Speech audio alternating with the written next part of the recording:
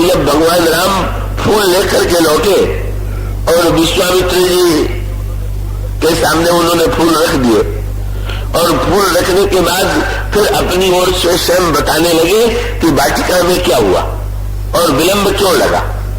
जब विश्वामित्र जी ने भगवान श्री राम की बात सुन लिया तो होठों पर हंसी आई और उन्होंने कहा कि राम, नियम तो यही है कि व्यक्ति वाटिका में जाता है तो वाटिका की अंतिम वस्तु तो फल है, तो तुम फल लेकर के लौटोगे, पर तुम तो धन्य हो।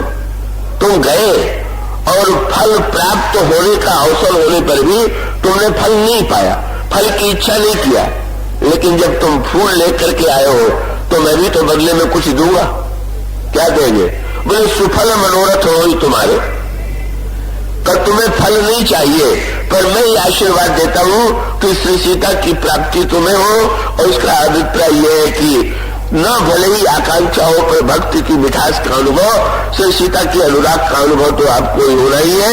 इस प्रकार से भगवान श्री राघवेंद्र का मिथिला में श्रम लेने थे और चित्रकूट के मार्ग पर जब भगवान श्री राम चले और चरणों में कांटे लगे, तो कांटे क्या है?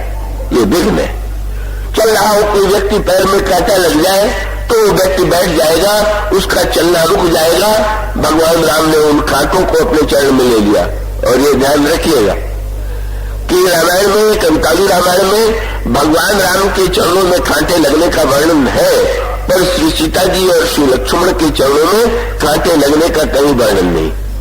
भगवान का अभिप्राय क्या है?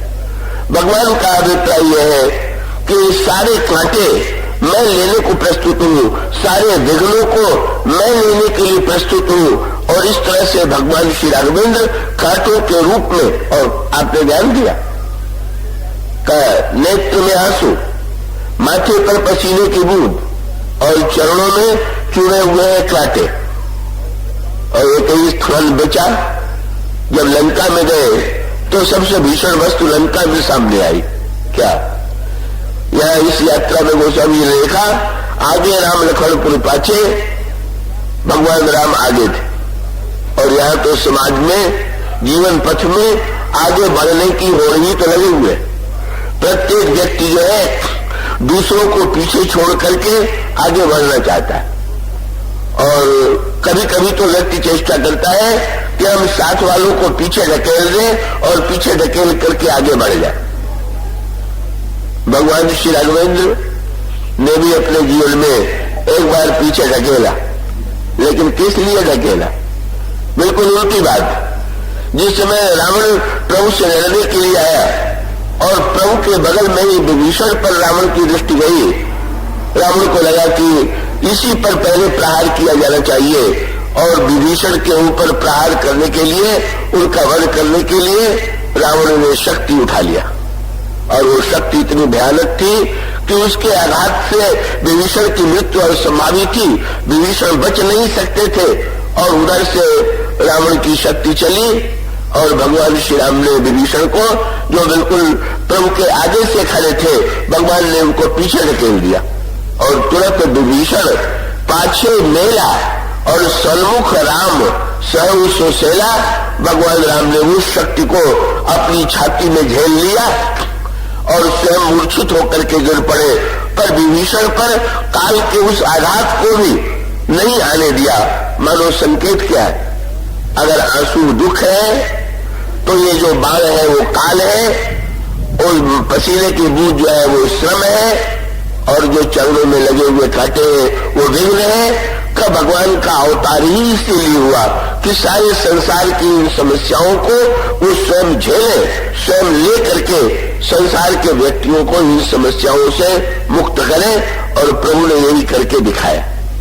और दूसरी ओर अगर हम दूसरी बात जो कहें, और वो बड़े महत्व की है कि ये जो दुख झेला गया का भगवान राम तो अकेले ही झेलना चाहते थे, वो तो नहीं चाहते थे कि लक्ष्मण जी या सीता जी का, ये आप ये न समझिएगा कि लक्ष्मण जी या सीता जी भगवान श्री राम के साथ जाने के लिए व्यग्र थे इसलिए साथ में हट करके गए थे।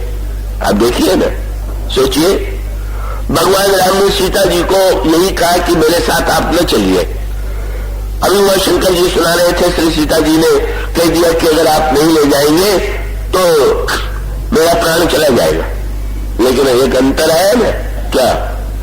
जब दंडकारण्य में लक्ष्मण जी फल लेने के लिए गए और भगवान श्री राम ने सीता जी से एकांत में कहा कि मैं आज आपसे वियोग का प्रस्ताव रखना चाहता हूं, और वो वियोग का प्रस्ताव ये है कि आप अग्नि में समा जाइए।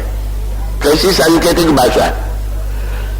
जो सीता श्री राम से अलग नहीं होना चाहती, अलग नहीं होती है, कहो श्री सीता जी का लंका में 10 महीने जाने के पहले 10 महीने के लिए उन्होंने अग्नि में निवास किया, अग्नि की ज्वाला में रही। सीता जी ने एक और छाया के रूप में सीता जी श्री राम के पास रही, और दूसरी ओर जो मूल सीता है वो अग्नि में निवास करती है। क्यों?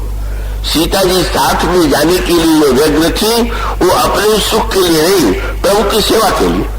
पर अगर उनको यह अनुभव हुआ कि नहीं, मेरे कष्ट उठाने से, मेरे अग्नि में निवास करने से प्रभु के किसी महान उद्देश्य की पूर्ति होगी, संसार पर आई हुई विपत्ति का नाश होगा, तो मुझे अग्नि में भी रहने में आपत्ति नहीं है, प्रभु से दूर रहने में भी आपत्ति नहीं है। कितनी अद्भुत बात!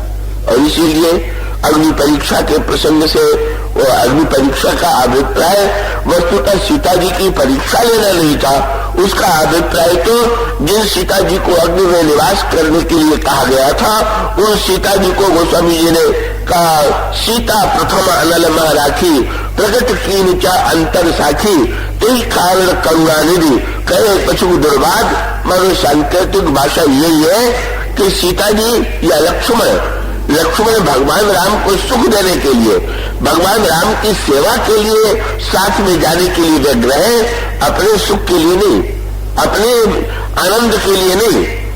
तो वस्तुतः सर्वत्र संकेत सूत्र यही मिलेगा कि भगवान श्री राघवेंद्र की विपत्ति, यद्यपि प्रभु चाहते हैं कि सीता मेरे साथ विपत्ति न उठावे, बल्कि प्रभु ने तो सीता जी से कह दिया, आप मेरे साथ चलेंगी तो तुम दुख पाओ परिणाम। याद करो, याद रखो, जब भगवान श्री राम बन जाने लगे तो बन जाते हुए उन्होंने सीता जी से बन के दुखों का वर्णन किया, और दुखों का वर्णन करके ये कहा कि आप वन में मत चलिए। श्री सीता जी ने भगवान श्री राम से ही पूछा, क्या? बोले, मैं सुकुमारी नाथ बन जोगू, तुम्हारी उचित पत तप मौका भोगू। आप ये बताइए, आप बन के दुखों में मुझे भागीदार क्यों नहीं बनाना चाहते हैं? आप बन के दुखों को यदि सह सकते हैं तो मैं क्यों नहीं सह सकती हूँ? और इसका अभिप्राय यह है कि लक्ष्मण जी, भरत जी, सीता जी, शूर्मिला जी, ये सब के सब भगवान के विपत्ति में जो संसार पर आया हुआ दुख है, उसको जब ले लिया तो सबका दुख समाज का मिट गया और राम राज्य की स्थापना हो गई।